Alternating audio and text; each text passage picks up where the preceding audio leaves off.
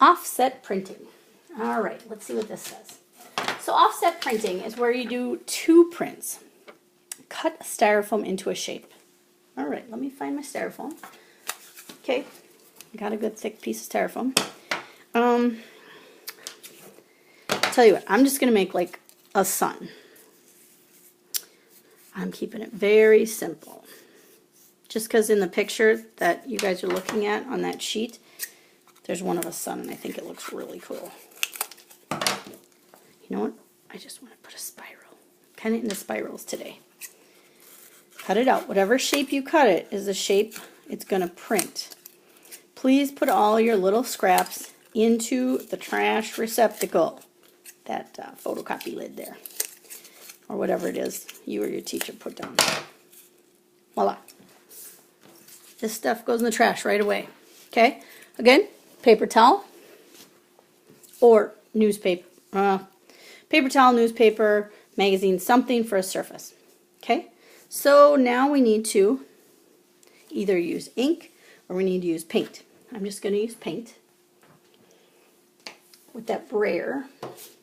As many times as we can use a brayer is good. I'd like you to practice with those.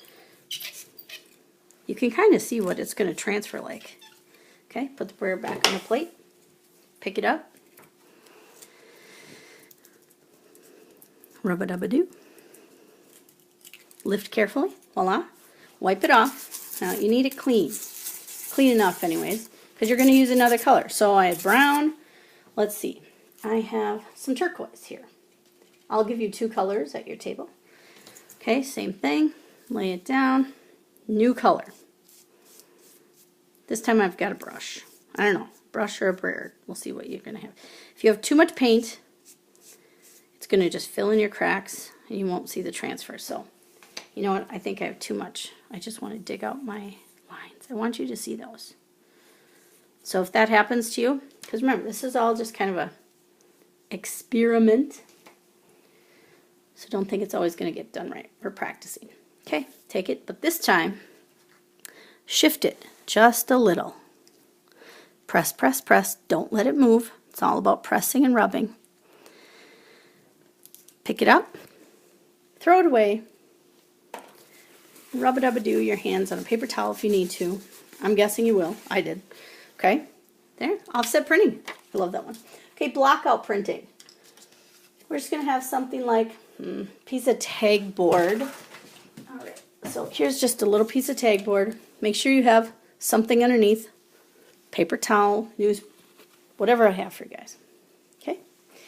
Blockout printing. So what you do this time is you have, I'm just going to grab some more paint. This time you ink first. Let's shift everything. Ink first. That's different. Okay, put the roller back, the brayer, excuse me. And now take things like whatever I have sitting at your table. Maybe I have some little foam things, leaves. I'm going to try a leaf because I had one. Okay. Kind of pick them up together. Set it down. Rub-a-dub-a-doo. Try not to let it move. I think I might have just let mine move a little bit, but rub, and wherever the thing was, it should stay white. Wow, I feel like that failed. But so be it. Remember, it's an experiment. Throw it in the trash. Okay, next, varied backgrounds to print on. Varied backgrounds. Okay, so I got some stuff for you. I think I'm going to have, this is called burlap. So you could use fabric. This is a dictionary I cut up. With the internet, we've got a lot of ways to look up words, so I thought, hey, let's use it as a varied background. Eventually, these are going to get glued on here, so pick one, okay? You also could have watercolored a background and then printed on it. You could use tissue paper, diffusing paper, musical sheets. It's pretty fun. Try some different stuff. Okay, so we're going to print on it. Let's take styrofoam. Let's do something with it. Just to save some time, can you guys envision me doing something fun like this, cutting and all of that again. This time, so I'm going to reuse my plate just because I want to. You guys probably have yours in the trash. You'll have time to make another one. Okay, so now let's talk about ink. Printing ink is tacky. It is sticky. It stays wet for a longer period of time. But I want you to experience it because this is real printers use this kind of ink. You're gonna, if it isn't already in there, you're gonna put just a little.